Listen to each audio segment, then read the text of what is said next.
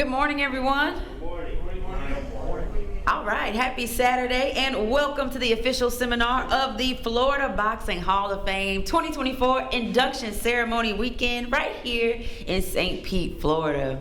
Today's seminar features not only the top referees, judges, and timekeepers known in Florida, but these awesome individuals are known all over the world.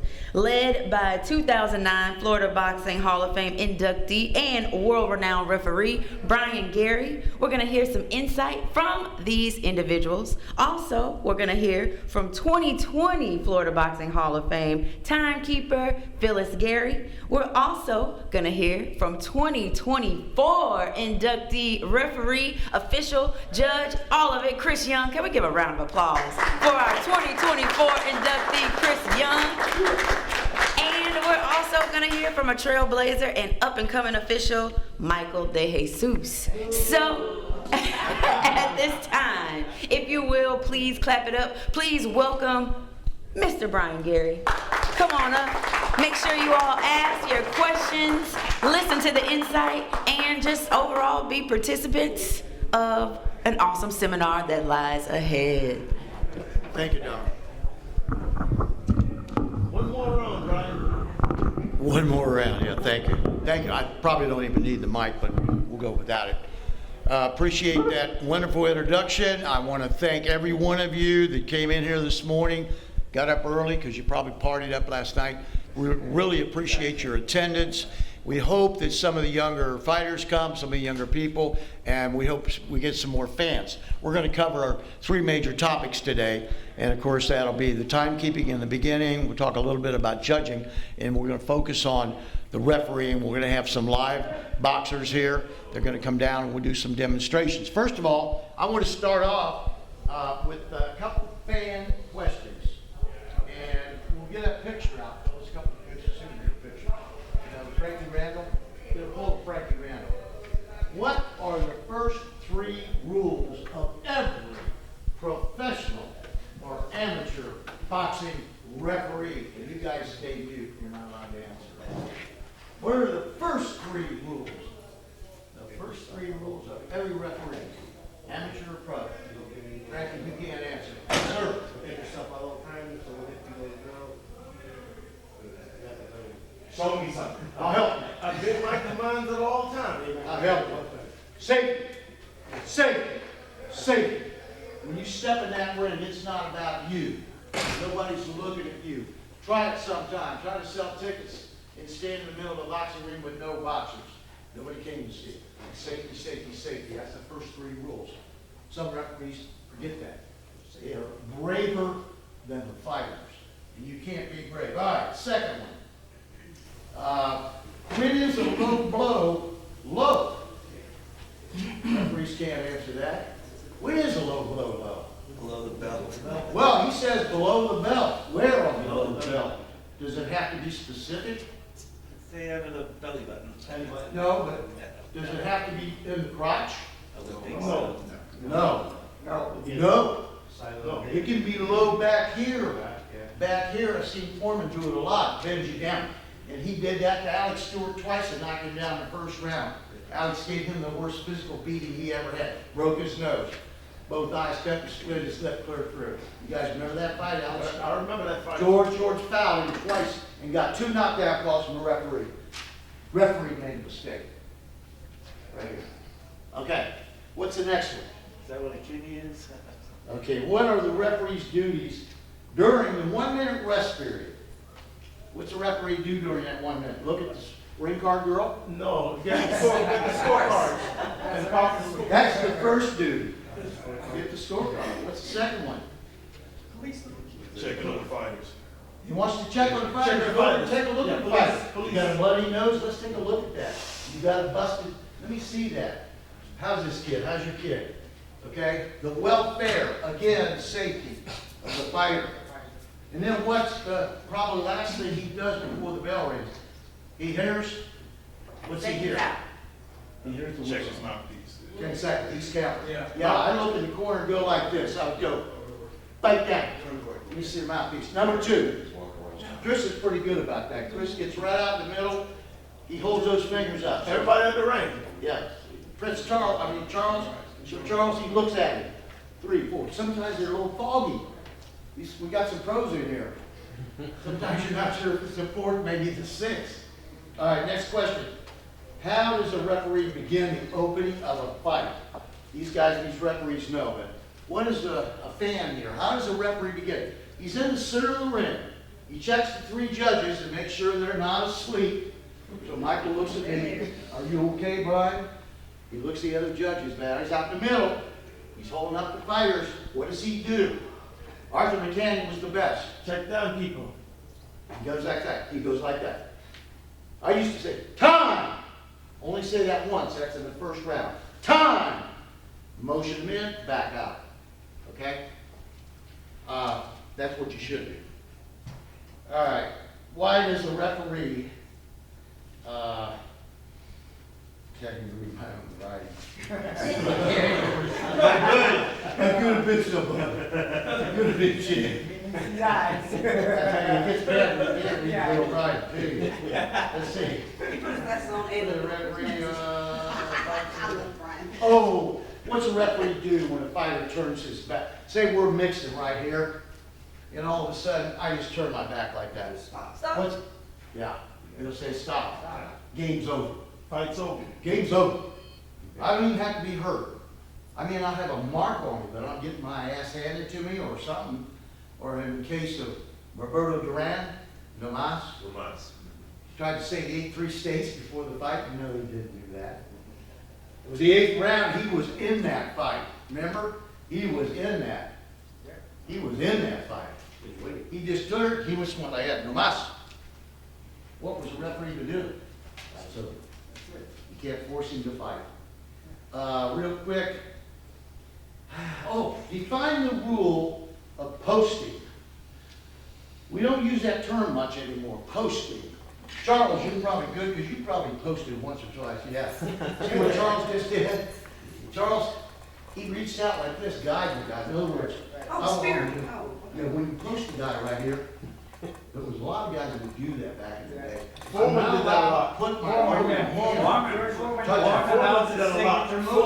Yeah, Foreman. That's the You signature can't move. open your glove on, and I can't do it with a closed fist. I cannot do that.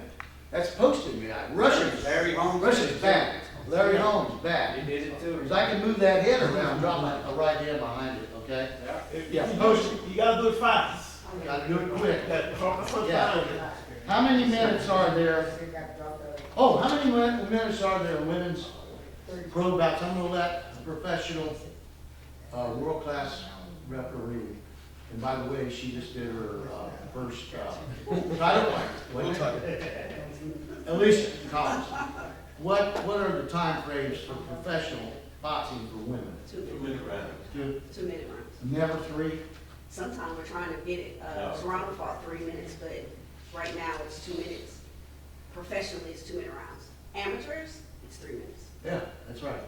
So they're doing it in the amateurs. They're doing it in the amateurs. Which means their heart's good enough to go 3 minutes. Right. And why do they go 2? It's mental. It's powers to be. It's kind of like saying a woman can't take the punishment of a man. In my opinion, a woman take more punishment. You know, women are abused. I mean, I'm not saying that. But women get beat up more than men, and they take abuse from their parents sometimes. Brother beats them up. You know, boyfriend, a husband. I'm not condoning that, but I'm saying women and women have babies for 9 months. Nature itself. I don't think I can do that. Okay. We know y'all are. Yeah, we can't do that. Right. We put up with a woman. Don't get beat up over there. All right, here's a timekeeper. Get her started, bro. Here's a timekeeper question. Phyllis, why do you have mallets? Why is that timekeeper? Why does she have mallets? Don't answer, Phyllis. Why does she have hammers and mallets? Hitching your head. To ring the bell. To keep me in line.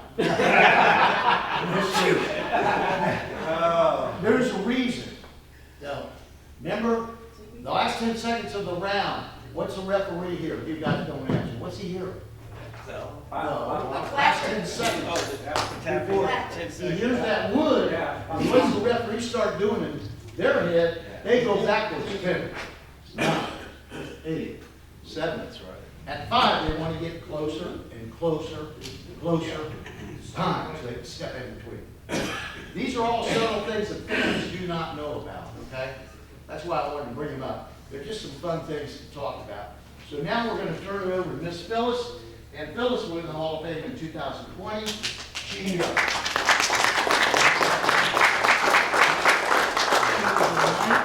1996 Olympic official in Atlanta. She was a 2000 official for the Olympic trials in the Olympic box office. And she's been a pro. By the way, she judged for 5 years. She judged professionally for 5 years. She did not like to judge because she couldn't take that heat from the fans. Sometimes you're the odd person out. You may have seen it that way. She didn't like that. That's wisdom too. You gotta know where you fit in. That's right. You gotta know where you fit in. Myself, I don't give a shit what they say. Well, just don't call me late for dinner, man. All right, Phyllis, you got the mic? Let's get that line, Brian. George Foreman again. You got the mic? I always used to say that. You gotta have a mic. Here it is. I'm sorry. It's hot? Yeah, it's hot.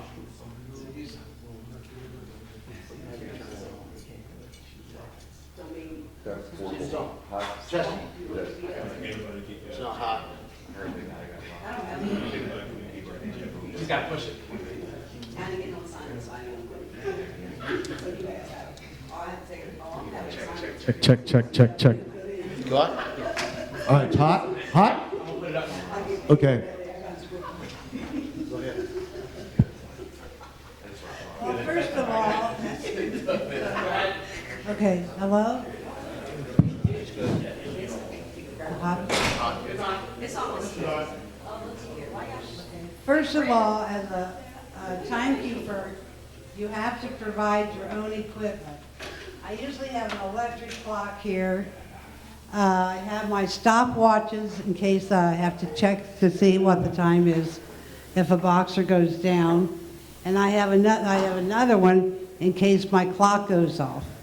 So I can usually run 3 clocks. Also, I have my bell. I have my mallet. 10 seconds. And I have my whistle. And also, as a backup, I keep my own personal time. Personally, I put the boxers on each side, and then I keep track of each round. So if the lights would go off, or if anything would happen during the fight that would cause the electric to go off, or somebody goes down and wants to know where you're at, I know on my own personal record where we are in the round. Also, as a timekeeper, I keep my eye on the referee to see if he's going to call timeout or if anything he wants me to do to stop the clock. After before the bout, I keep my eye on the referee. I do my 3 minutes just before, give him 10 seconds. And like Brian said, the referee gets ready to stop the bout with the clock. After each, at the end of the bout would be stopped before the 3 minutes, I make my own time. I take it over to the commission so they have a written amount of what the time was that the bout was stopped. And Brian asked me to tell a little story, a funny little story about being a timekeeper. Well, I've been about every place timekeeping. They've had the rings everywhere. But one special event was we were down in Sarasota one night, and they had the ring on the dog track. Just before the bout started, my legs started itching. I looked down, and my legs were black from fleas from the dog track. So they put the rings everywhere. And also we had a bout over in Clearwater one night, and it was like 30 degrees. We all had to wear gloves and hats before the bout started.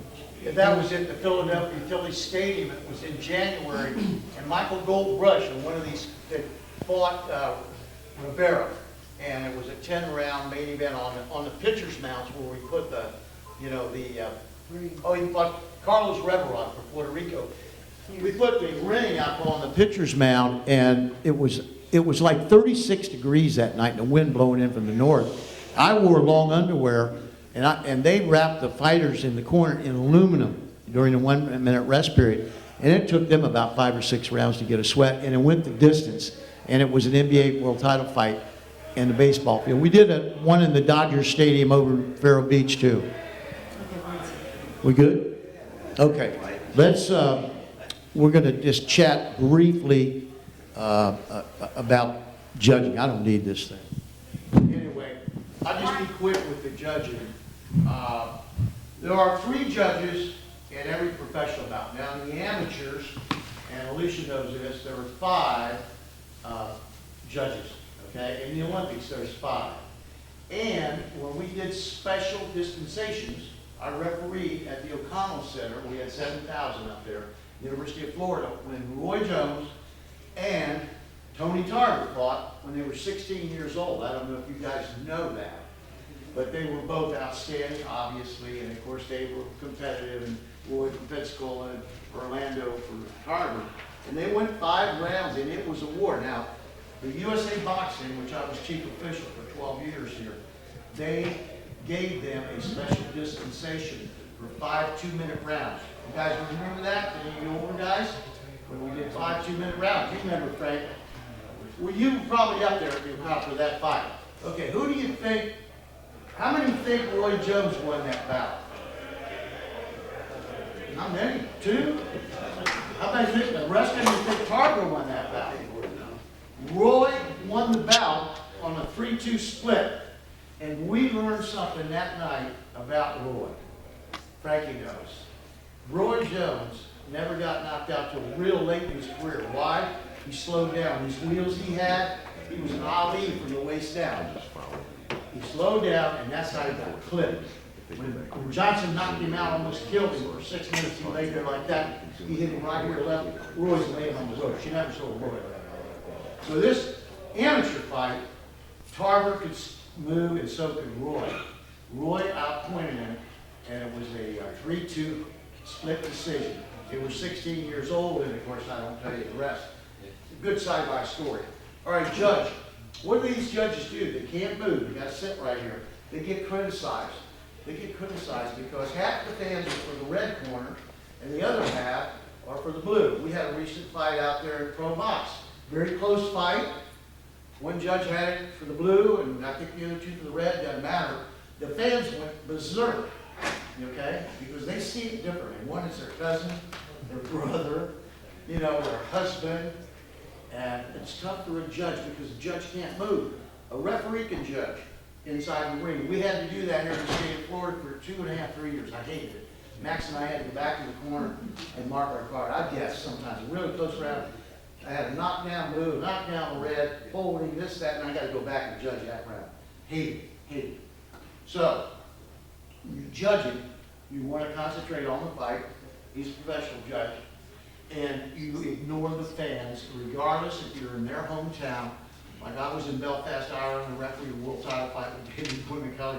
There were 15,000 mix in the house, broadbacks. That's what they call us. And they went wild. Pedro Feliciano and the toy battleship. He dropped Davey McCauley in the 7th round with a left hook, and I thought he was dead. He looked like a dish rag. He'd been down a lot. And he got up. He beat the count and got up. And he ended up winning the fight and stopped Pedro Feliciano. But that place wanted to hang me. I mean, so anyway, the judge has to be sober. The judge has to think. Now, let me ask this question. When you're judging, do you give more credit for blows to the head or blows to the body? What do some of you people observe? Blows to the head.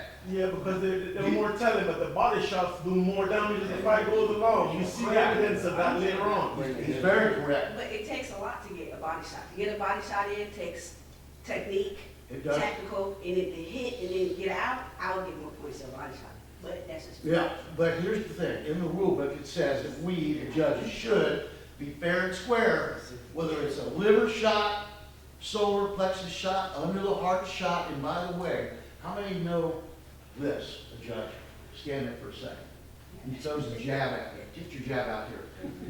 Right here, right here. Let me tell you what fighter's sharp, and Charles knows, he'll hit you right there.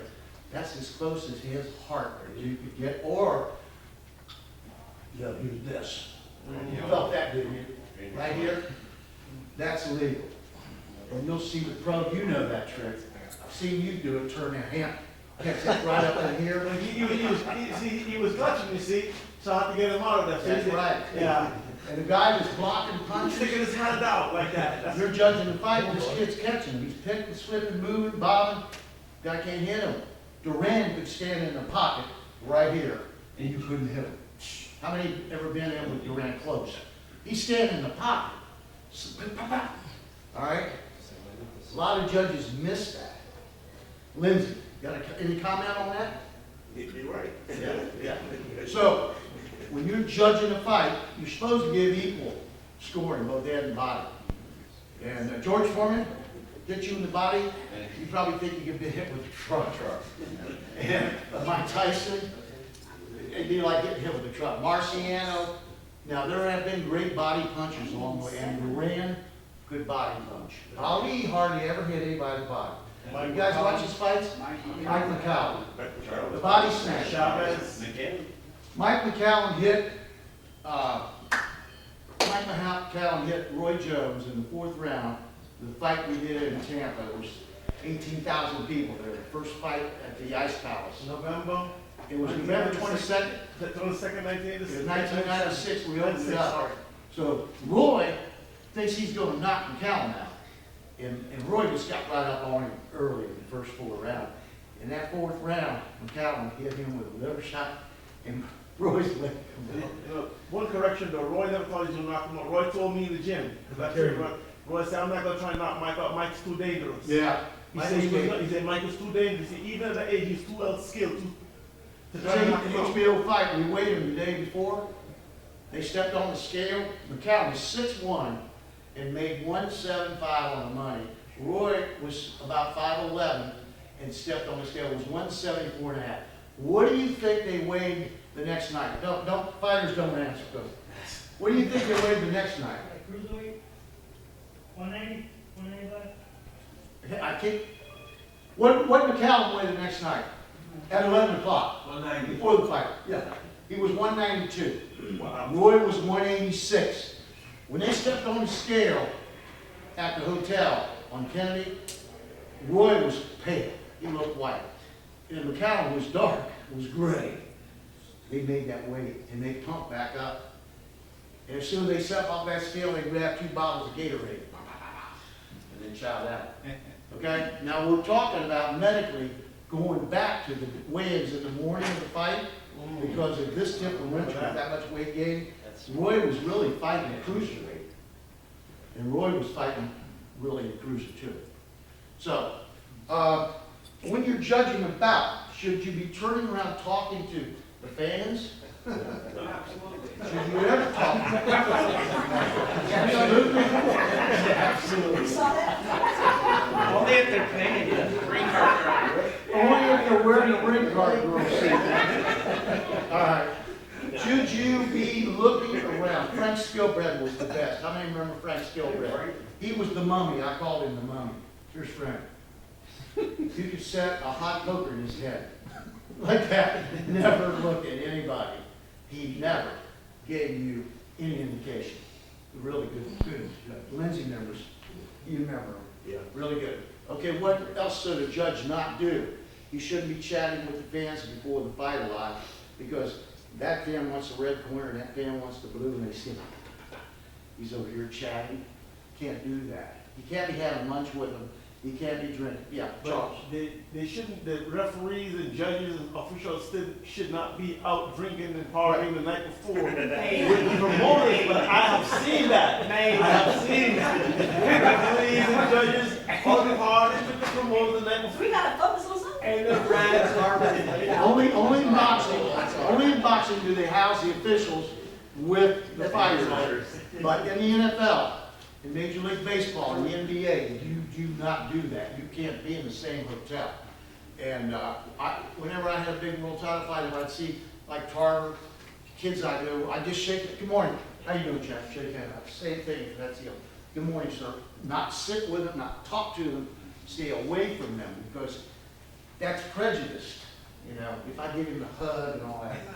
Yeah, I just like when you referee my fight, you came to the camera and asked Brian, you're gonna give me a hug before the fight.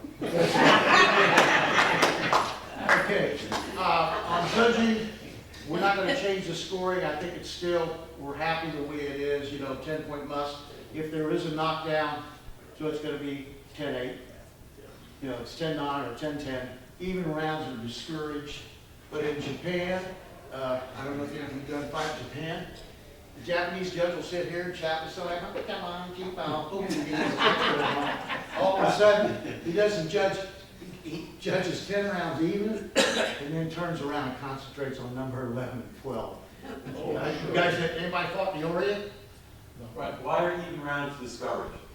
Pardon me? Why are even rounds discouraged? Well, We're paid to pick a winner, that's what. yeah. Here's Sometimes the round is even. the 4 criteria. Never know. The 4 criteria. Effective punching. Not number of punches, but effective scoring, meaning I get bing! That'd be effective. Tapping, that's not effective. That's in the amateurs. Effective scoring means a blow in the scoring area, okay? Here, down the midline. Here, throat, that's legal. All the way here. All the way here. Okay, scoring. Effective. Okay? What's the second? Defense. Willie Pep won a round without ever scoring a blow. Willie Pep. Never throw the one. Defense. Third, ring generalship. What does that mean? I get hit, knocked out, and I bounce right out. I'm hurt. You can see him going like this, shaking my head. What should I have done? I should have stayed down and listened to Michael's count and look him in the eye. And when he hit 9, get up. And then have him check my gloves and, you know, maybe make an excuse about a shoestring or something, right? I'm buying time. Ring generalship. Bad generalship, get popped, jump right back up, go into heat. Can't do that. And the fourth thing is sportsmanship. Spitting on the opponent, swearing at the opponent, punching the opponent when he turns to go to the corner, stuff like that. That stuff is not tolerated. Judging is a very difficult thing to do.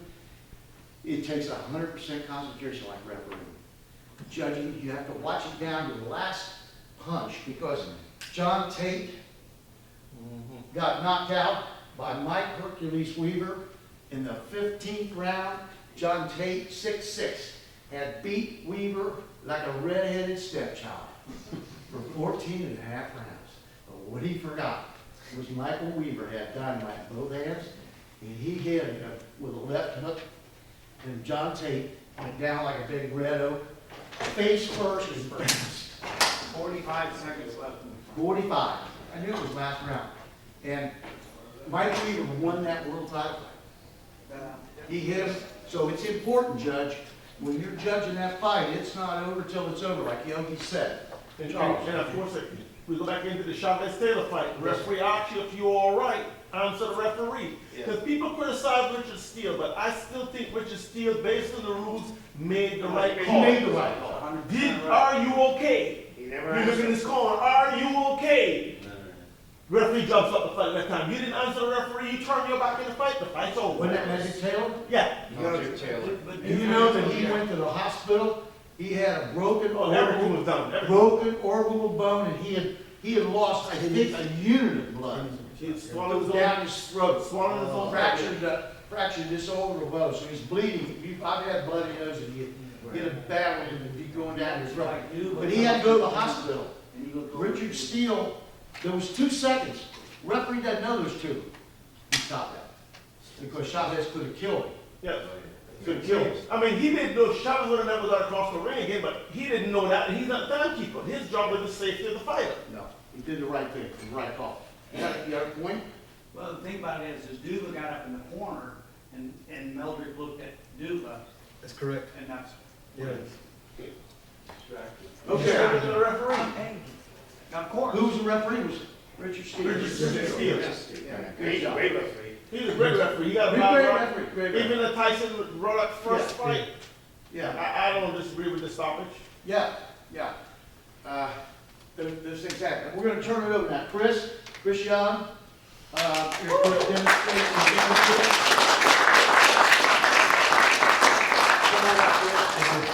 This is Chris Young, who's our young protege, fine Army patriot and medic, and he did some tours for us and for Uncle Sam, and he works at the VA. He was outstanding as an amateur. He also boxed as an amateur, and he's been very outstanding as a pro, and he pays attention, he studies the games, he's coachable, he's reasonable, but he's very, very precise in what he does. So it's up to you, Becky. All right, thank you so much. Yeah.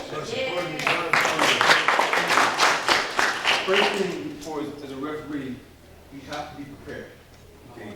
Not just physically, mentally, emotionally, because you have basically the fighter's life and livelihood in your hands. So people say I take my job too serious. I'm like this. I'm not trying to go home and wake up on the news and something. I made a mistake because I wasn't prepared because I got something bad going on at home. There's been a time where my brother had surgery and we're in the hospital. I leave there to go do the show and come back. I have to leave that there. You understand? So my thing is when I get an assignment, you know, some people don't do it, but I try. If it's a big show, I try to recon. I try to research on a particular fight. Okay, how does he or she react when they're hurt? So he fouled. They have a tendency to bend the rules a little bit, you know.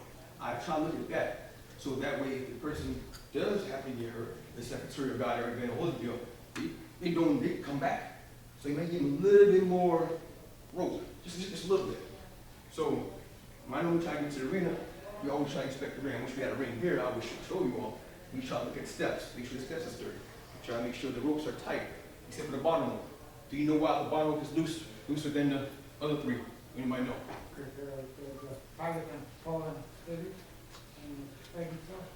It protects from whiplash. Because I don't know if y'all know that rope is very, very tight. If it's tight and if the fighter goes down, he can snap his or her neck. Chris, That's why, yes. Can I add something to that? Yeah. The ring, you look up the specifics, like under the international rules of boxing, that bottom line rope should be 4 inches back. Frank knows this precisely.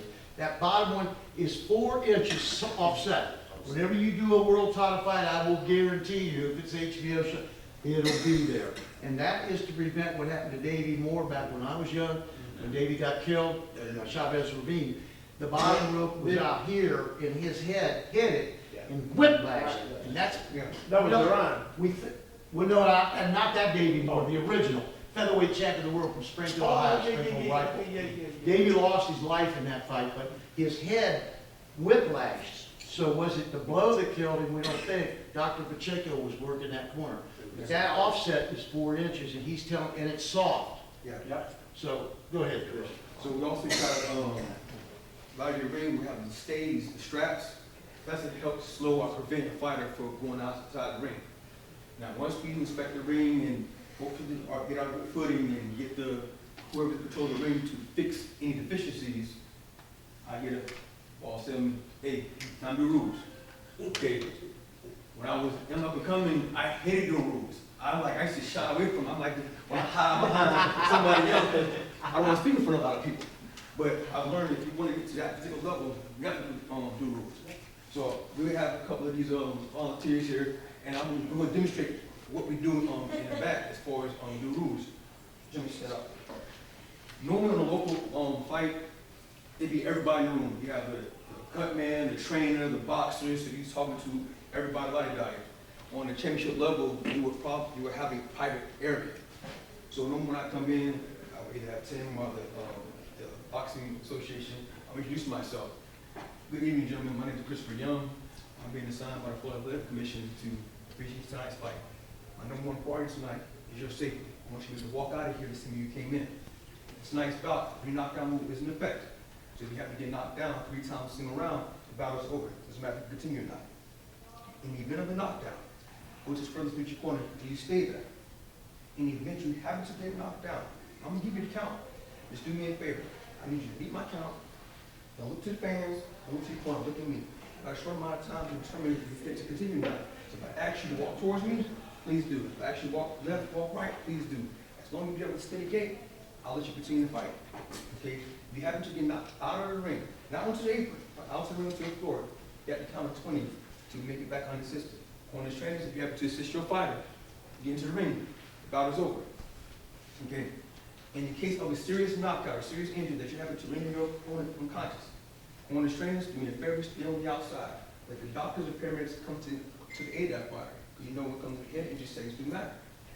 If you happen to get buzzed in your defensive passive position, you're just taking shots, and you're not fighting back. If you hear me say, hey, you need to show me something. I may say it again, hey, you need to show me something.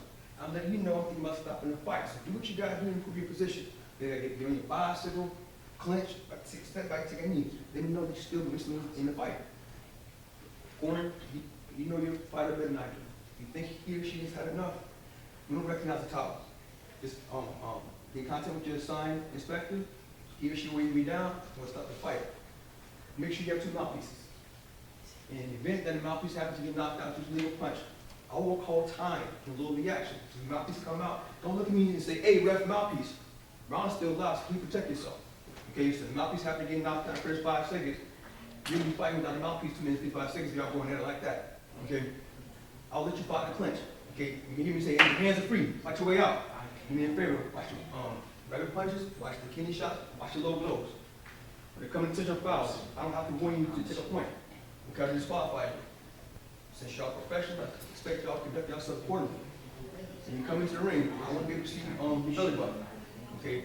Just let y'all know, the belly button is not the low blow. Okay? It's actual the belt line.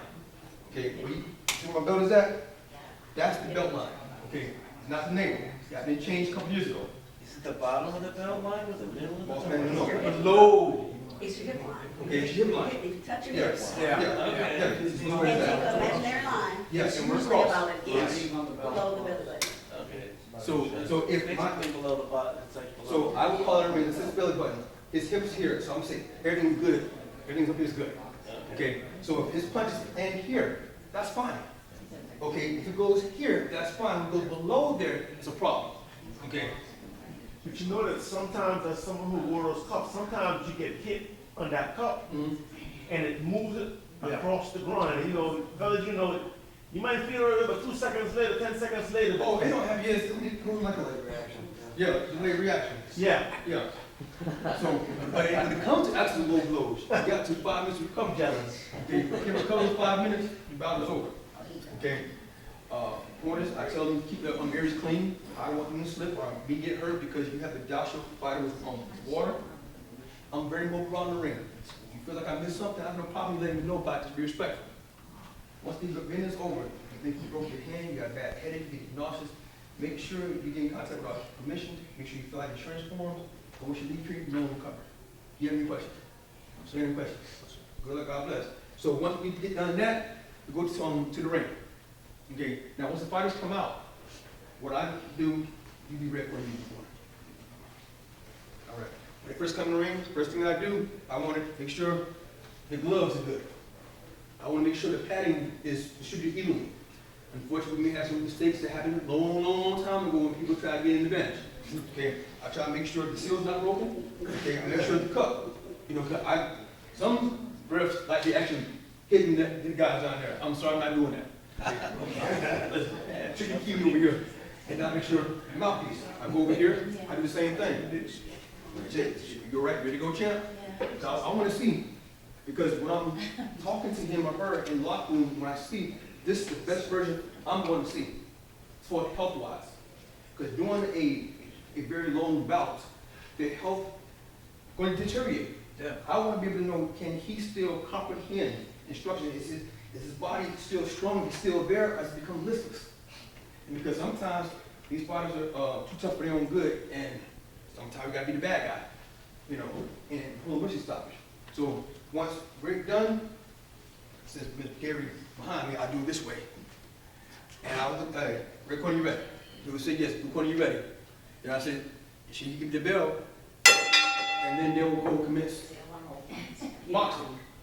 You know, y'all want to do some little light sport? You want to add something real quick? Yeah, I just, as we were talking about, you know, what you were doing here on the pre-bout in the corner, something else I'd like to add to that, what I look for, especially with pros, because remember, they're fighting for money. And it's not uncommon for a pro to have a broken nose maybe 2 weeks before, maybe a week, or a cut up in here.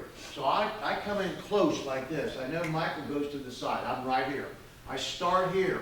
I'm doing this. I'm feeling his gloves. The Reyes gloves, you shoot water in them. How many cornermen know about that with a hypodermic needle? And those Reyes gloves, see, you load them. That's how you get a little more mass. But I'm doing that and checking them. I'm hitting him I hit him in the cup. You don't have the cup on. You got to go back one. All right. Then I'm looking at him. I'm looking at his nose. I'll tip his head back. I want to see how that septum looks, right? You got to bust it up. I see he's trying to hide a cut right here. He's got heavy eyebrows. He's trying to hide a cut. And that cut happened in the last 3 weeks. It takes 30 days to 60 days or 90 days to heal a cut. So I want to be aware of him where his weaknesses may be. Oh, he's fat. I see him, you know, he's fat. No, seriously, he's fat. He's not fit. You know, he's not Mike Tyson. He's not Holyfield. Those guys are chiseled. And I want him, sometimes I'll hit him like that. Just tap him, you know, hit him. Because I want to know, is this going to stand up? And Holyfield, when he did a Holyfield fight, here's what he did to Vaughn Bean. His nostrils ruled, and he was taller. Vaughn Bean was 6, and I'm giving instruction. And he's looking him over like a meat cutter. Holyfield, like when's he going to bust this guy up? He intimidated him. He's looking at you like that, man. He's intimidated. So they do that. And I just wanted to add that, Chris. No problem. Especially in the pros, they're fighting for money, and they'll fight hurt. So you got to be aware of that. Okay. So, yeah, I'm going to use Mike. Mike, you can be a referee. Y'all go ahead and do some light sparring. Don't kill each other, okay? All right, we're going to do three scenarios. Mike, take a watch. What do you want? Ring the bell so they can get started.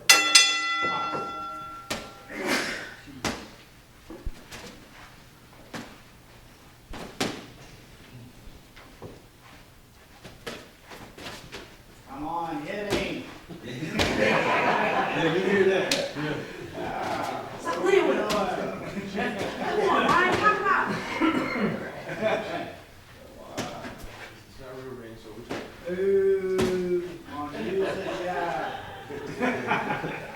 You get that. Somebody go down.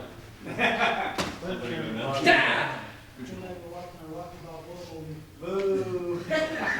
3, 4, 5, 6, 7, 8. Hands up. You want to continue? Still continue? Go that way. Box. All right, time out for a second. Do you know when we started going to neutral corner? It's a history lesson. 1974. 1964? Hey, no, further than that. No. 1923. Somebody say 1923? You used to stand over him. They used to stand over him, that's right. Yeah, we start That's why they over. stopped. It was the famous long count. Long time. It was Jack Dempsey and Gene Tunney. Gene Tunney, Jack Dempsey and Gene Yeah, Tunney. September 1927. Jack Dempsey was notorious, because back in the day, if you were down, you're down. As soon as that glove come up, he can go to work. So, as soon as it came up, and the referee like this, hey, He was mean. So, it was actually his idea to, you know what, we should go to the first neutral corner. Okay. So then when he dropped Gene Tunney, it took the referee like almost 9 seconds to even start the count, because Jack was over him. So Gene Tunney, he was smart. He kept on. I'm gonna sit down and wait. I'm going to sit and try to recover. So when the referee finally got him into the neutral corner, 2, 3, it took 15 seconds. And Gene was looking at the referee the whole entire time. He seen him blinking, and he got up. And then he ended up finishing the bout, and Gene ended up winning that fight. It was a 10-round fight. So 1927? Yes, ma'am. I believe it's 27, September 20. Hold on.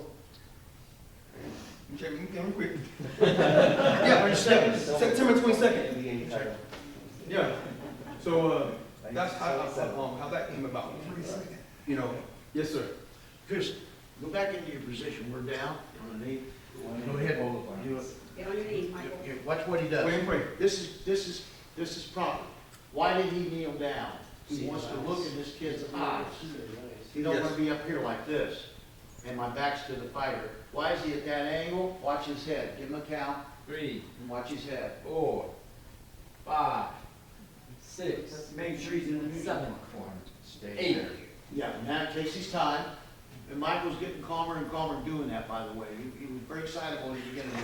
He's slowing down, he's counting, and giving, remember, it's a 10 count, not a 10-second count.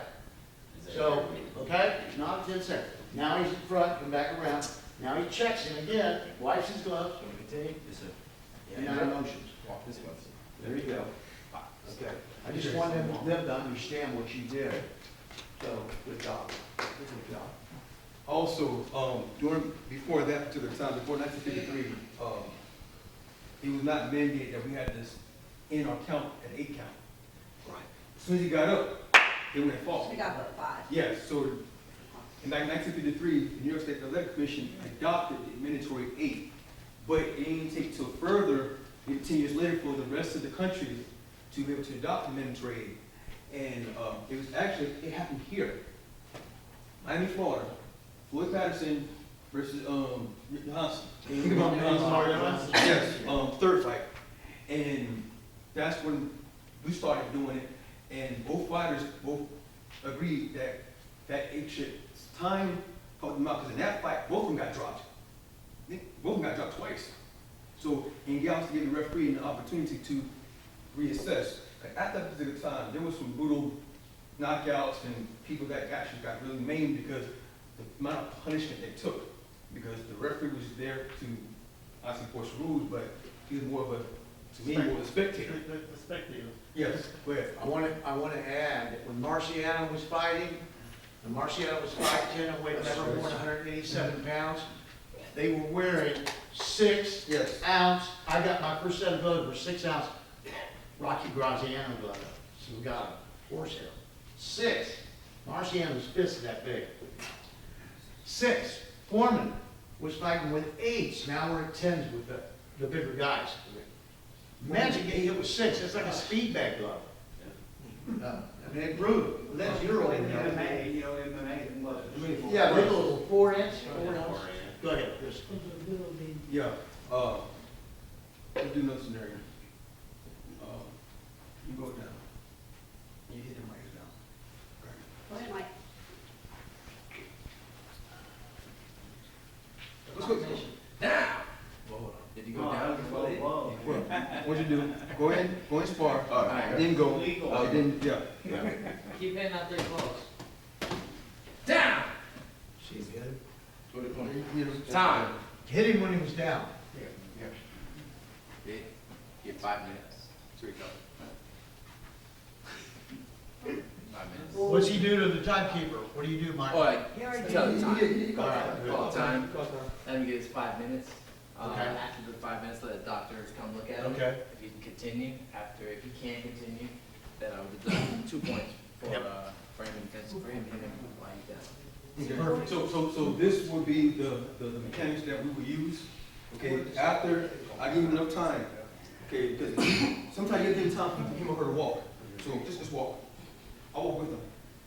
Okay, 'cause I'm also trying to encourage him to continue to fight. Because he's about walking with him. Because I don't want to be in the neutral corner. He decide, F this, I'm going to take him out. So I'm just trying to get, you okay? All right, 1 second. No. You come here. I say, score the knockdown, take 2 points. Score the knockdown, take 2 points. And I do that. I said, check it, do it again. It's going to cost you. I said, okay. And I said, listen, do not retaliate. Must say that. Because if you retaliate, that's an additional 2 points. And everything. So then after I do that, I look, okay, time in, and go, yes ma'am.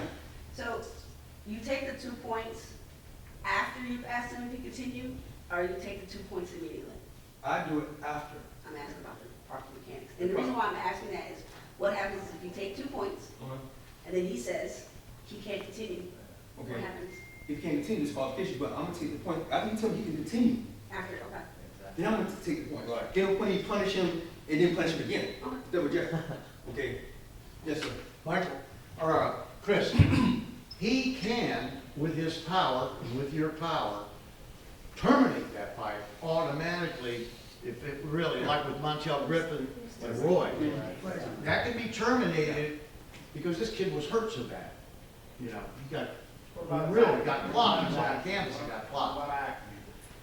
About when they're acting. When they're acting, I mean, I that's tell the them- discretion. Yeah. I mean, everybody thought Montel was acting. I mean, I'm not trying to. No, I understand what you're saying. he might have deserved an Oscar. I mean, He might have. You didn't make the call. I give you the title. He makes the call. Yeah. You might be right, but he's in charge. He has to make the call. He has to be aware, is this guy a great Shakespearean actor or is he hurt? I got one for you, okay? When I was in my bigger fights, here's one thing I did. I learned who my referee was. So, for example, I had Kenny Bayless, right? So when Meldrick dropped me, I got up. The first thing I said, when he asked me if I'm okay, I said, yes, Kenny Bayless, I'm okay. I said his name right off the bat, so most fighters don't think about that. But if they say you're 9, they let you know you're in your right mind. Good Say point. you're Good point. Kenny? Yeah, that's Good exactly point. what I said. Yeah. Chris? Yeah, I said I'm okay. To Montel Griffin's credit, He did a great acting job. I literally love him. I was trained up there. I was trained. Hand it to me again. I was trained.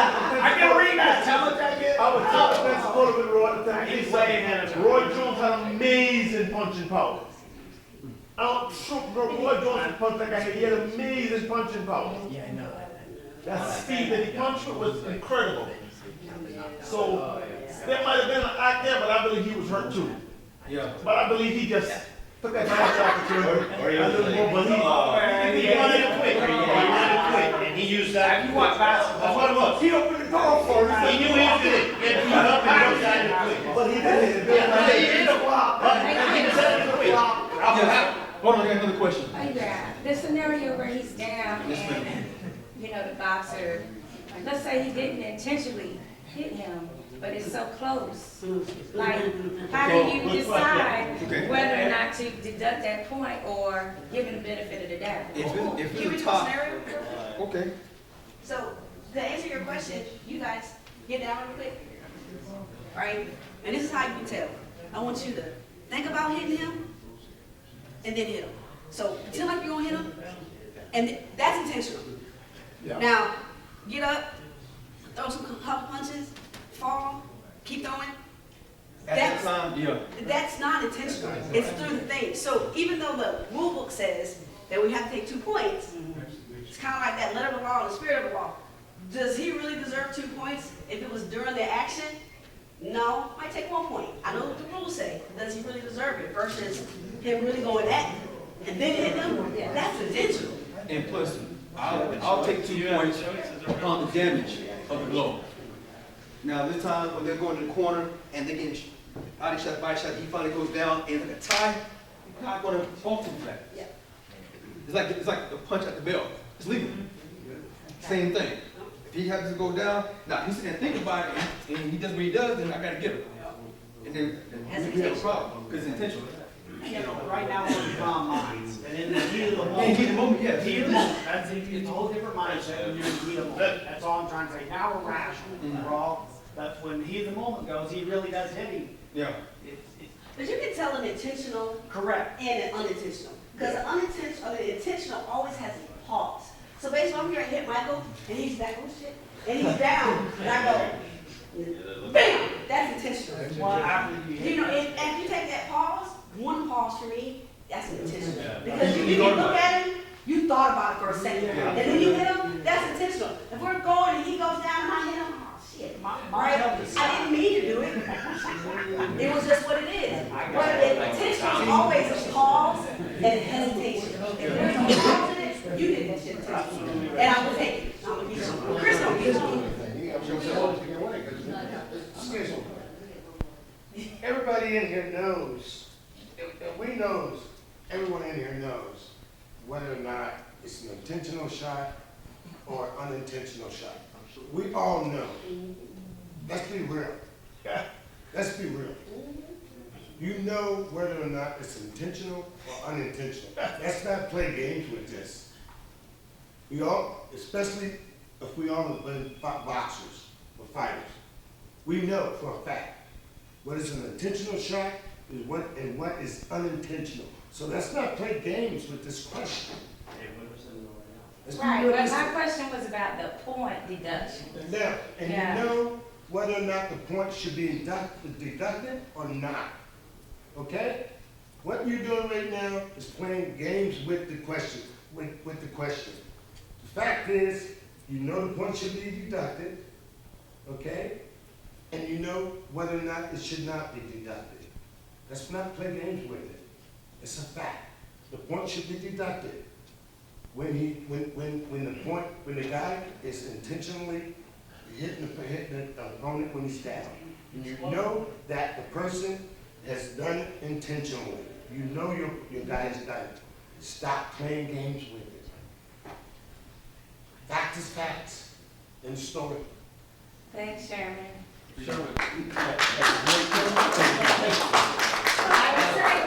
Quick question, do you guys ever use the fighter's past as a measurement for severity? Like Nigel Benn was well known for hitting guys when they were down. Like, would you just disqualify him off the bat if you knew that he kind of has a problem with this? Or Pattern of behavior. That's a mixed question because I try to give that fighter a clean slate, even though I know that person may have a tendency to bend the rules. I'll take somebody like Bernard Hopkins, who's a crafty veteran.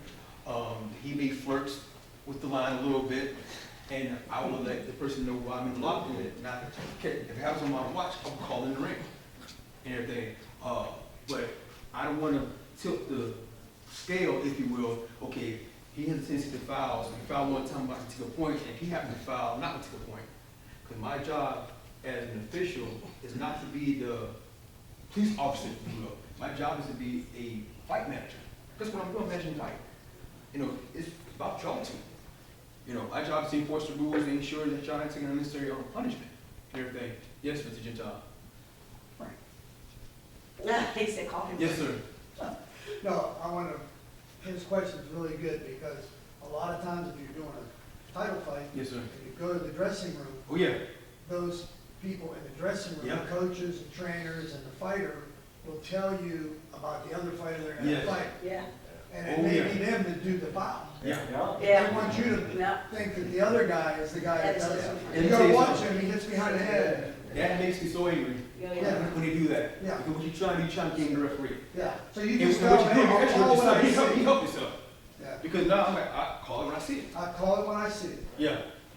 But Chris, let's talk about that for 1 second. When I did Holyfield Bean, and I had Butch No Shirt Lewis, God rest his soul, you know, when he got big beef afterwards. And Yeah. Well, before the fight, when I'm in the locker room, you know, Holyfield was very religious, and we had religious music playing, so I had to quiet that down.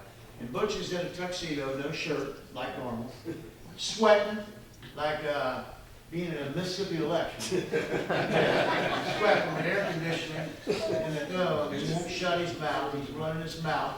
So I started on him right away and you got to put a lid on him, because I'm trying to talk to Holyfield. Those 5-minute meetings, and they're 1 hour, on a big time fight, they're 1 hour before. I want that manager, I want Roy right here, and you there, and the rest of you, shut up. Shut the music down. That's what you got to do. And I want him to acknowledge me when we talk about specific things. We talk about these things, you know. You've got to be in charge. You guys, it's going to happen. You're going to get a big time fight. You can't think about it any more than when you do a 4-round, 3-round amateur fight. You got to be intense, and you got to take control. Just because he's the world champ, that doesn't impress me. I'm in charge. I'm the cop on the block. I'm the guy at the dance. And If you don't do that, they read you right away. If you're weak, they'll read you. And they'll know I own this cat. Butch wanted to own me, because Butch tried to own everybody. Yeah, right. Butch was notorious for doing that. Yeah. Butch was notorious for doing that. He picked the wrong cat. He was going to try to why would he turn around and hold the field? You're not going to around and hold the field. Yeah. He just used it with a gun. Yeah. It's a game, baby. It's a game. And when the money's on the line, it's a big He game. even tried with Mike Tyson, Michael Spinks, it didn't work out. I know. People say he walked in the dressing room, Mike shoved his hand to the wall. That's right. He was robbed. Butch tried that over in Copenhagen. Yeah, he tried that over in Copenhagen. Yeah, if any of you've ever been in a locker room, a big fight, some of you have, because some are trainers, some of you guys are fighters and stuff. That's big, man. That's big. That's 1 hour before. This is a big show. This is important. This is for the money. Yeah. And this could be your life. And this is their life. So your job as a referee, it's not bullshit time. Let's get serious. If you guys think you're going to make it to the big show, you better be thinking about it every time when you do a 4-rounder. This is just as big as it's going to be if I'm in Madison Square Garden. It's just important. It's important for this kid. It's his family. It's his life. It's his trainer. It's everything for this kid. 4-rounders, 6, 8, 10. And then it just gets more intense in the big fight. Go ahead, Chris. You're right about that. That fight is the most important fight. That fight, that particular night. So that's why I feel we have to give us our best to you all, because one slip up from a decision or a call can cost y'all big, you know. And I'm going to side with you for a second. I must commend everybody for being here, being present for this seminar. It's not how I want to like to go deeper. These don't have their own time. But I must commend the people who have their own podcast, their own platform, and be able to talk about boxing. But unfortunately, there's been some individuals out there that do not come to these type of places, or don't go to these trainings, or see what we're being taught, and they're so quick to throw in dirt or overly criticize officials, whether they made a mistake or not, and that does not help our sport, that hurt our sport. We're the only people that does this, okay? You don't see MMA trashing their officials, not that level. Yeah, you don't see bare knuckle doing that. We're the only fitness sport that does that, and it infuriates me when I say a name, I see individuals that will sit there and say something intentionally false to get clickbait, you know, and I will give a scenario like Mark Nelson caught flack of that Tyson Fury Usyk fight. Seriously? By the letter of the rule, he was helpless and the ropes kept him up. That's correct. That was the right call. That was a great call. Yes. That was the right call. That was the right call. Everybody that knows something about boxing know that was the right call. The referee didn't say, the referee did his job. Right. He did it right because he sent the guy. The only thing he kept Tyson Fury up was the rope. Bert Cooper and Holyfield. Gone. Yeah. Bert Cooper and Holyfield. Yeah. The rope kept him up, and the rules Yes, say sir. if anything other than your 2 feet hold you up, it's a knockdown. Knockdown. It's a knockdown. If you don't know the rules, then you don't know. Exactly. The rules that you all are referencing are. So you trying to say these people are copying So the ABC, it's the ABC rules. ABC rules. Unified rules. Everybody's agreed. But most people don't want to read nothing, so they can't know. Bingo. Everyone wants to Hold on a second. everyone wants to Google everything, but they will not Google the rules of boxing. And Google ain't all that right either. Sometimes it be incorrect. Is it We got it correct? on the website, ABC. ABC. Google that. But the same First of all, it's a 2000 Muhammad Ali rule and the international rules of boxing. Forget ABC, because ABC is the American Boxing Commissioner. It is not a sanctioning body. It is not a state rulemaking committee, not the ABC. What do you got there? This is the Florida. Yes, yes, ma'am. Florida. Listen, I'm proud of it. That's her. Should be, always.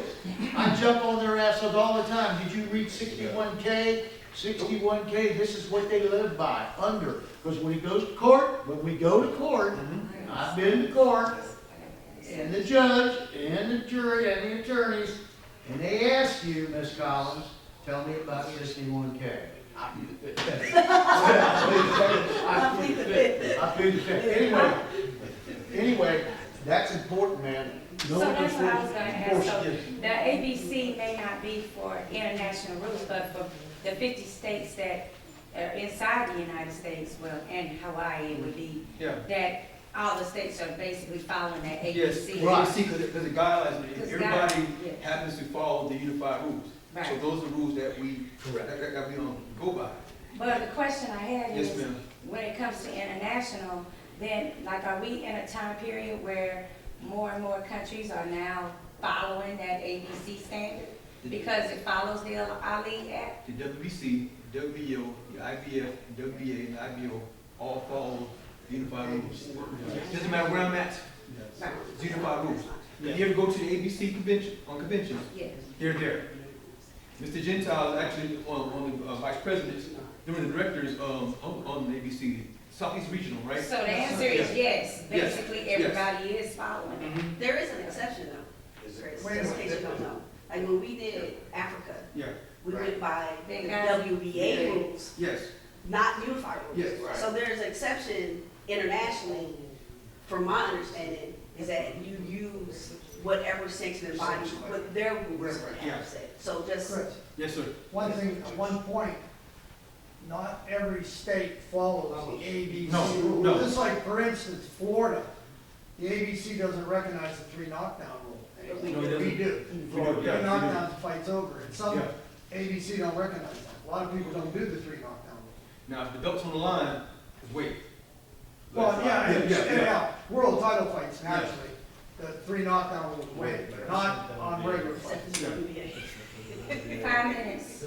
Chris, I've had 59 world title fights in 43 different countries. I'm telling you, we go by like Alicia said. When I was getting paid by the IBF, we did international rules of boxing under the IBF, and we have written, that particular fight has the rules written about 4 pages, and everybody's got to sign off at that meeting the day before. When we do the medical and the weigh-ins, we sign off. There's a meeting that I take custody of the gloves. I have a big boxing, the blue corner picks 2 pairs, primary pair that I wear, and a backup. Red corner, and I take those to my room. I have 24-hour custody, the fight's not till the next night. But we box under WBA, WBC, IBF, NBA, where's NBA? WBO? Yep. But are the rules, but they're not that different, it's No, not. they're not. They're not that different, but like in the WBA, when I went, we did the title fight in Africa, there was a 3 knockdown. Right, 3 knockdowns, So, things like that. So it wasn't, I was like, wait, Yeah, it's so very- it's just small Small things, things, yeah. like, that just like, what they, Exactly, yeah. but promptly, they're all the same, but every sanctioned body has their own little A little inserts something, that yeah. you I might know not my like. former various titles, there's a little difference. I want to say something to you, Chris. Yes, sir. You talked about, go back, you talked about Bernard earlier. Bernard's a great guy for all you referees to watch, Yes. to really learn, Well, I watched him quite a bit. study. I'm sorry, not watch, to study Yeah. and learn how to referee and what to look for. Another guy y'all can watch is my boy Nate Campbell. Yeah. Bernard get the rock as being the one to be the dirty fighting boxing. No, it's not Bernard. It is Nate. Nate's the meanest guy I come across. Well, guys, there's so many tricks, like we're in the clinch, right? I'm in the clinch, the referee yells, break. And I go like this, I'm not gonna do this, I'm not gonna hurt you. As I break, see what I'm doing here? Watch what I'm doing. I'm locking that arm, I'm hyperextending his arm, I'm gonna do a pop, I'm gonna move. That, you could take a point right there. That only intentionally hurt. Yeah, here's a left hook, and you're familiar with this, like Joe Frazier, not so much Frazier, but some other guys. Look out, throw a left hook, and then I miss. I throw it, but I want to miss him and clip him right here. Mike is exceptional. Mike is for the hopes are perfect. That's what I like today. I want to come up here. Kind of keep that bridge. So I boom, boom. But when I throw it, I miss. I've got more guys doing that. And a headbutt is not uncommon. It won't be out here, Billy Goat. It'll be in close. And sometimes, I'm not gonna do this, he'll boom, he'll put that head up like that, or bang him like that. And a headbutt can hurt you too. Oh, yeah. I mean, you get enough cut, you can end up being the guy hurt. Go ahead, Chris. Okay, Sherry said you do something quick. Uh-oh, watch out. Sherman! I heard him. Yeah, oh yeah. He slapped him. But he needed him. Beat him and slapped him. That hurts right in there.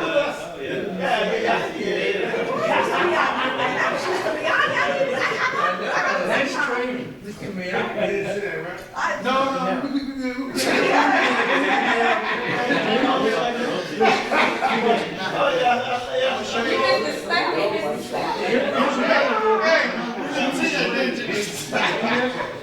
In the day, back in the day, we called it screaming guy. When you talk, I'll do it to me, I'll do it to me. We're on the ropes, he breaks my foot. I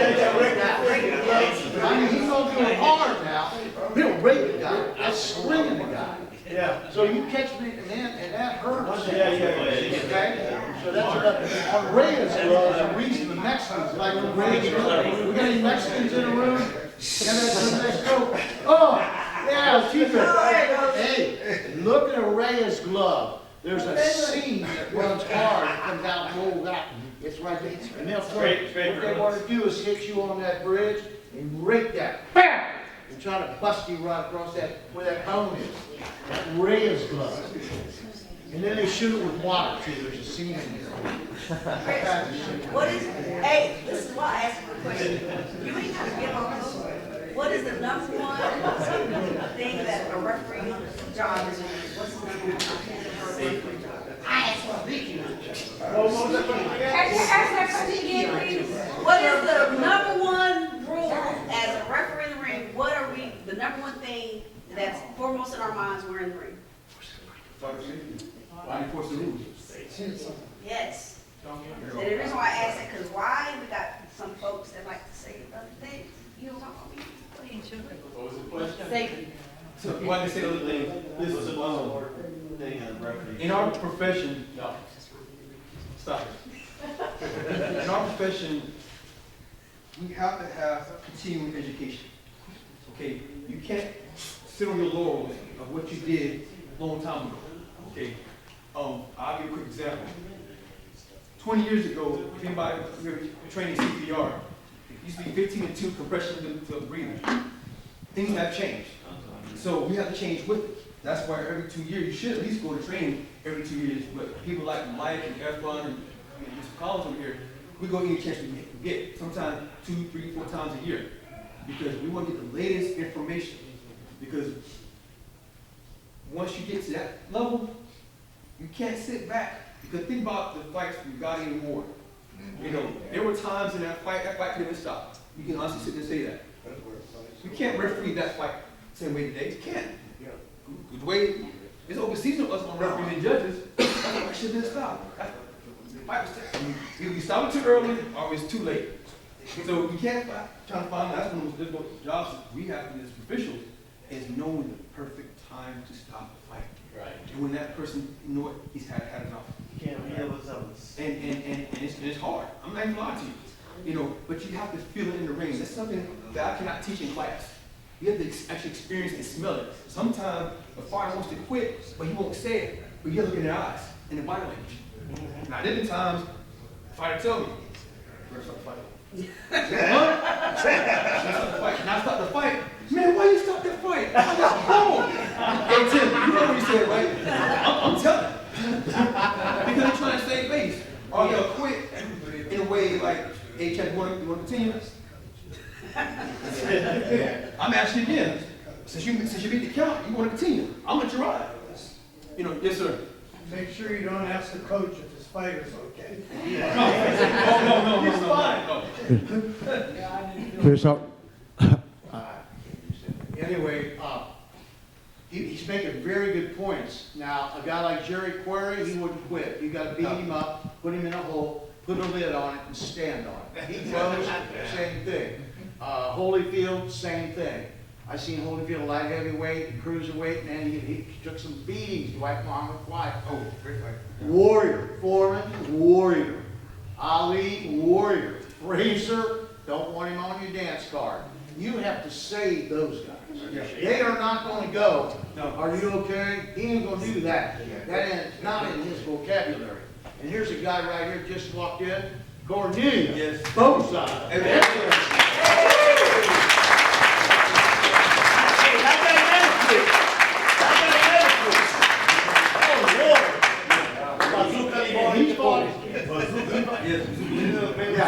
I got his record. I had the pleasure of refereeing one or two. Is trained in the gym with him at Alessi when he was a real young guy coming out of England.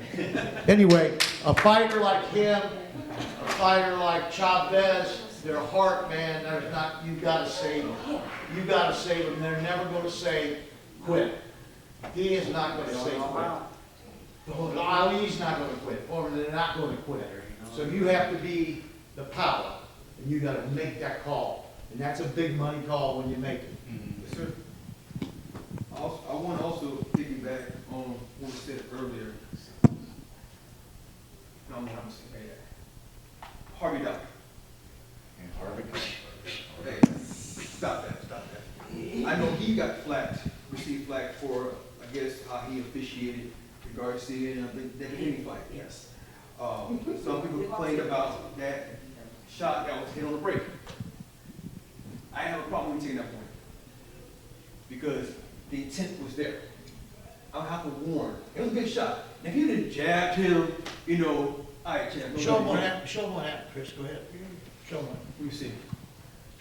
I'm trying to figure out which position he was in. It was break. Right there. Yeah. Break. And he threw a shot, a hook, and hit him. Go ahead. Good shot. No, it was a solid shot. He took like a champ. But the fact is, so my rebuttal to that, I said, why haven't if you knocked him out in that situation? What's the See, so you can't get mad because that was a solid shot. A foul is a foul. I'm glad he didn't flop. I'm glad he knew that. But the fact is that, once again, you have the ignorant educating the ignorant. That's going on in our sport today. It's just what it is. The world over. You don't have the experts that's actually narrating the story. It's not supposed to be going on. It's people that sit in their mama's basement, cooking away, getting little followers, and they're not going to these fights, and people are actually listening to these guys. I win in the middle of a knockdown, the same fight. What did Mr. Garcia do? He steps out the corner. And then, when the fight's about to begin, he's halfway across the ring, pushing back. And I don't like to see good referees getting trampled over and people actually believe in it because unfortunately, and in this society, their voice have weight. So instead of tearing our sport down, it's filled it up. I'm mad that MMA has surpassed us. The reason why MMA surpassed us is because they took all formula from the 80s. They put on the fights at the right time, the right moments. We don't wait 5, 6 years for a fight. They build their sport. And now they have overtaken us. I got nothing against MMA, I really don't. But the fact is that we was at one point top tier. You didn't have to follow boxing and know who the world heavyweight champion was back in the day when Joe Louis was fighting. Yeah. Or Muhammad Ali. Right. Mike Tyson. Right. Before, unless you're a hardcore fan, you ask the average Joe who's the heavyweight champion in the world. Don't know. They don't know. We got to do a better job. At that. I have very strong passion about certain things, and every time I hear somebody gets thrown into the bus, I won't mention this particular person, but I will say it. How I say it? No, I'm going to go there. Tony Weeks have gotten a lot of flack from his last fight. And he put something on social media. First off, officials do not put anything crazy on social media. That will get you hit up. Don't ever do that. But he felt the need to defend himself. And he said what he said. I don't know if y'all remember this thing that the fighter was damaged. Some people said that referees don't get that information. I worked in 5 states and 2 territories. It does happen. I believe you. I've been told 9 times, not a state. I've been told, hey, watch out for this fighter. He didn't fight. Wait, how come? Wait, just watch. As a referee, I really don't want to hear that because now that's going to affect the way I officiate. Because when I go into a fight, I think everybody at 100. So now, according to that particular scenario that happened with Mr. Weeks, allegedly that the fighter had something wrong with CT or MRI. The first shot that hurt that fighter was what? I don't know if I remember. Yes, sir. It was a jab. Yep. A jab. Watch the guy's legs. Yep. He's on the ropes. He's teeing off, some hit, some missed. So that's when he called it. Now, with the information that he knows, They compromised them when they gave, like you said, they compromised, they made the decision for you when they told you that look out for him, Sheriff, he's hurt. He was damned if he did. Exactly, He damned if he wasn't. exactly. The minute they told him, look, this fight is damaged, he shouldn't have been in there in the first place. It's not the referee made the right call. so Right. Because now you put it in the referee's hand, he gotta live it, I mean, that guy died. Right, exactly. Yeah. we're the ones that have to go to court. And if you don't know it or not, if we F up that bad, we go to jail too. That's why we have to have insurance. We should have insurance. Because is the court going to back me on this? No. Is the state, depending on what the governor is he going to back me on this? No. You're it. Fighter get hurt, they don't take care of fighter no more. No, you don't. That's effed up too. So you know it ain't about you. So I was very, very leery because when this thing went down, I was very hot. Because you know the type of person and quality man that he is. And nobody having his back. I'm gonna say something. Yeah. Sharon, What? he's asking you what you said. What you say? I'm gonna say something a lot of people's not gonna like what I'm gonna say right now. Don't judge.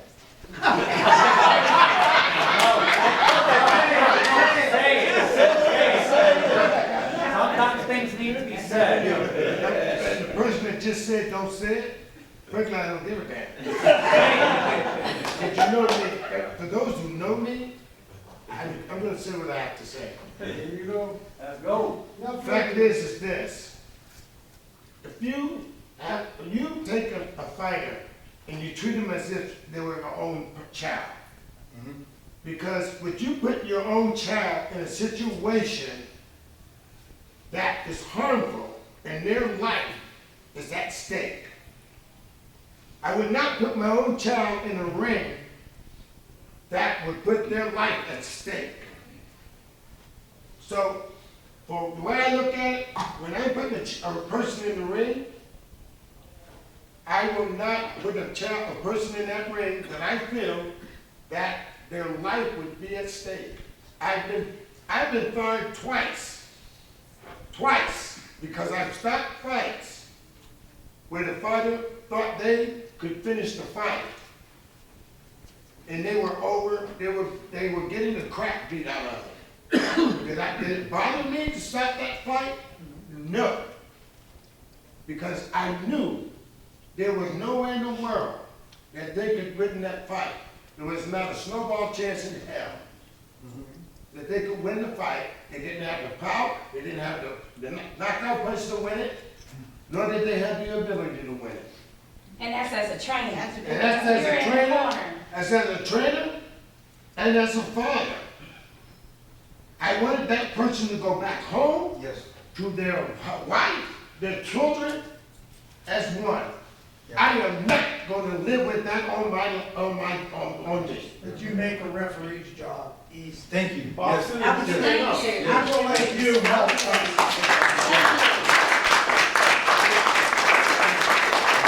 I have to add something. In boxing, one of the worst things you can have is your dad as your coach in the ring. Now, it's worked out for Sean Grady, is probably the only one, but if your father, he'll either be braver than you are, or maybe not as brave. In other words, he'll stop you when you could still fight, or he may be so brave he'd get you killed.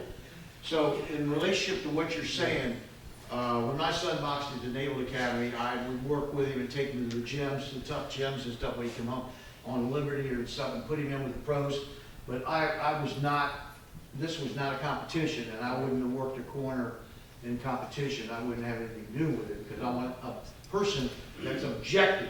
Right. Sir, I have my dad walk in my corner. We're both in the Florida Boxing HOF. No, I know. I get back to the corner and he say, "You want me to put the damn gloves on and fight for you?" That's the problem. Right, that doesn't work in all cases. I signed at 300 and some amateur fights, and I worked every fight. That's him. And no, he had pro fights, and I worked this corner, and there was never a problem. It's just, Yeah. our relationship was, I'm his dad at home, when we get to the fights, or we're in the gym, I'm his coach. Yeah. He knew that, and that's our relationship. But you gotta be careful. You gotta be careful with You that. know what? It's not I fought on a show here in Florida where a guy died. I had just fought, it was down south, I just fought, Raul worked his corner. I just fought, they asked Raul to come up with the corner, Raul up in the corner. While the fight was going on, I'm watching the fight, and I started shouting, "Stop the fight, something's wrong with him, stop the fight." Because the guy he was fighting Ricky Keeler. Ricky Keeler is a team member of mine. He was not a big puncher.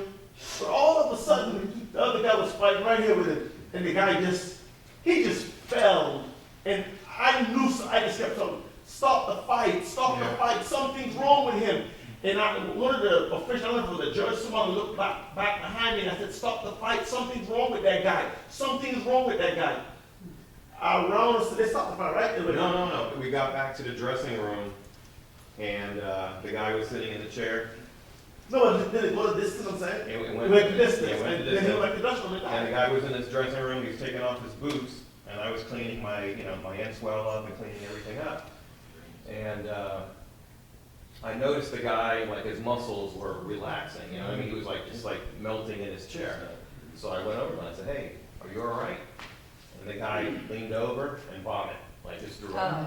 So I said to his trainer, I said, "Hey, go get the doctor." Dr. Fields was working the fight. I said, "Go get Dr. Fields." He goes, "No, he's fine.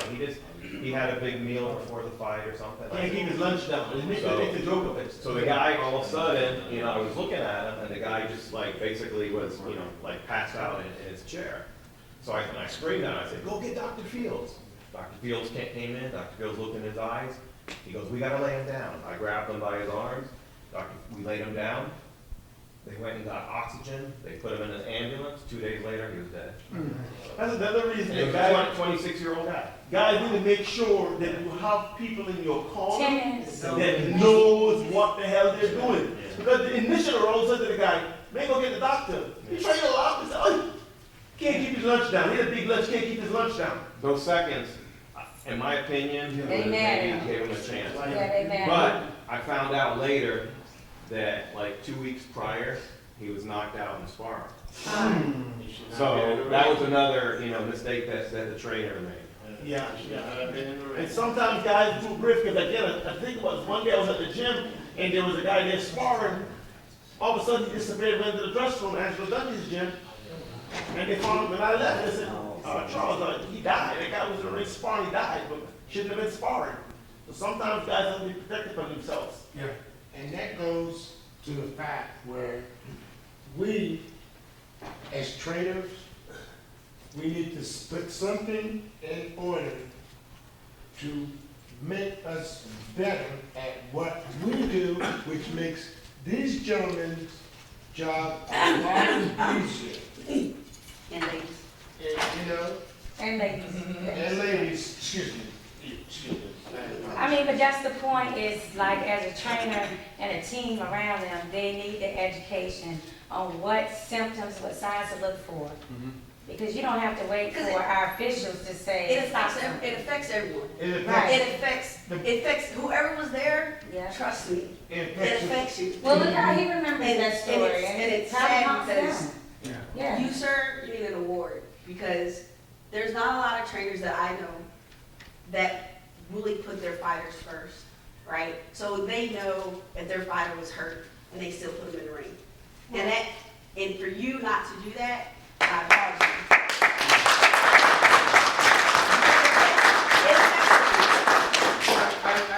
I have kids and I coach my kids.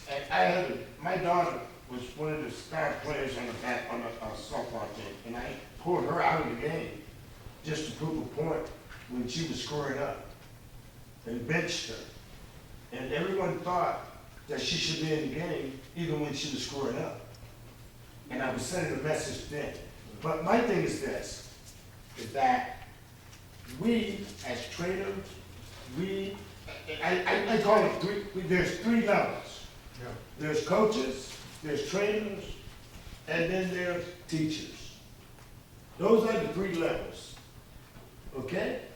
So we want to be coaches, we want to be trainers, and then we want to be teachers.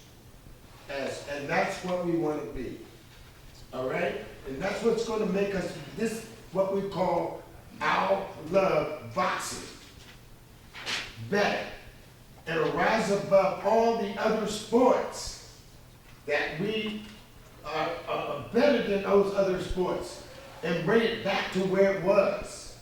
And that's where we have this problem. 5 minutes, that's it. Yes, sir. Okay. I'll say something real quick. Mistakes that a lot of people make is they play the short game. They want instant gratification. We want our gratification now.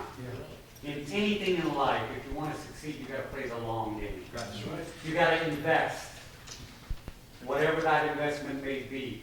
You're not buying, you're not paying, you're not spending cash. You're investing. And you have to invest in integrity. Integrity is never convenient. If it's convenient, it's not integrity. If I do something good in front of everybody here, where everybody can see it and I'm going to get praise, that's not integrity. That's not integrity. Integrity is done in the dark.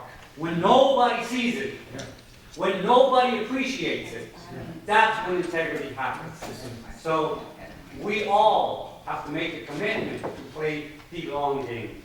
The game that is going to get us where we want to go together as a community, the community of boxing. It takes all of us. The community rises together and it falls together. And until we learn that, we won't succeed. So just please all remember that. It takes all of us. Yes. Nobody can do it alone.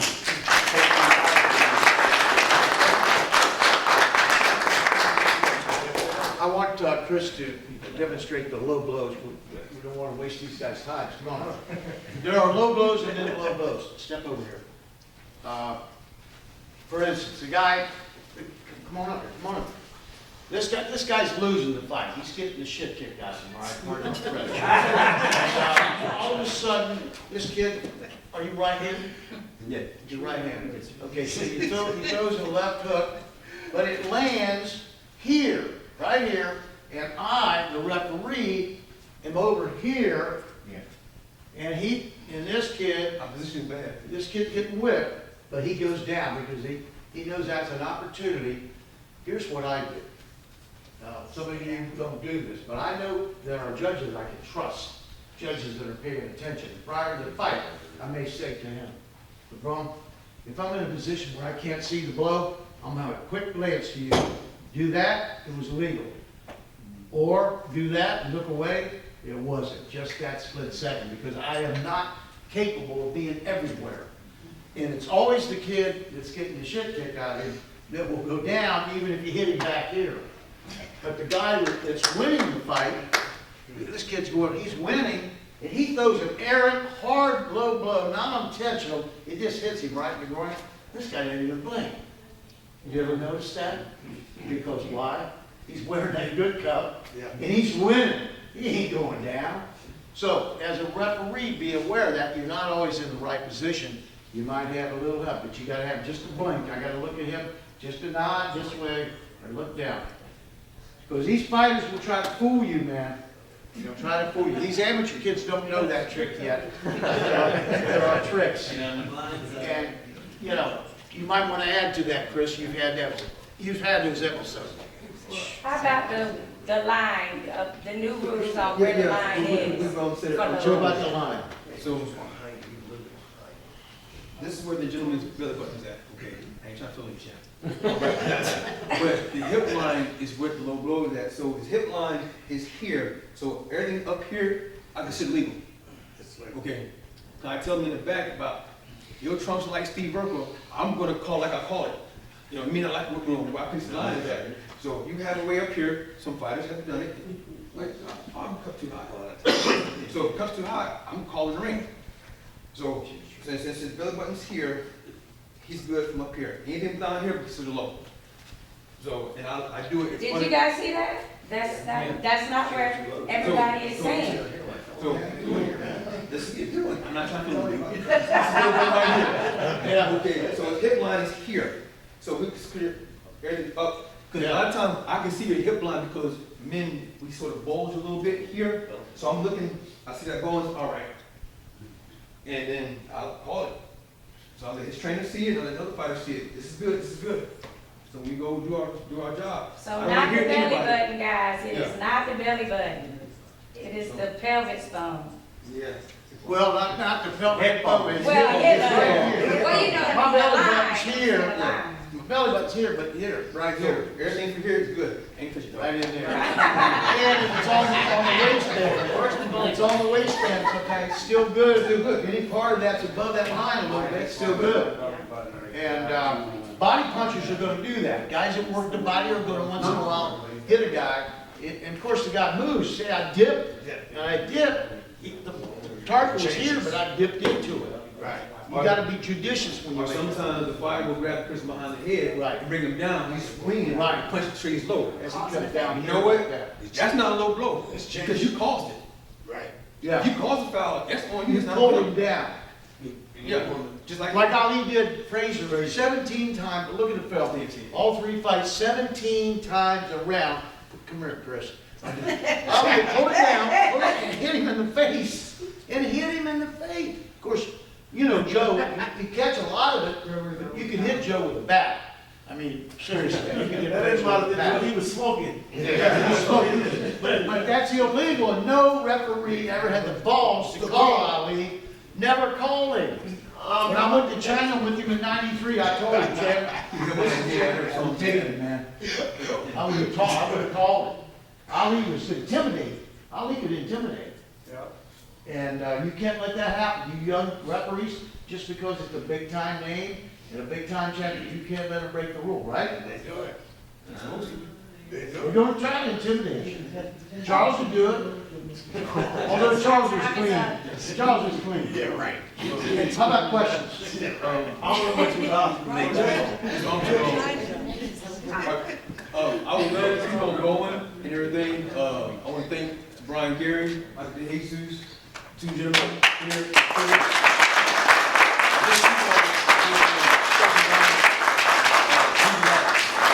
Self-care and let's progress the sport forward.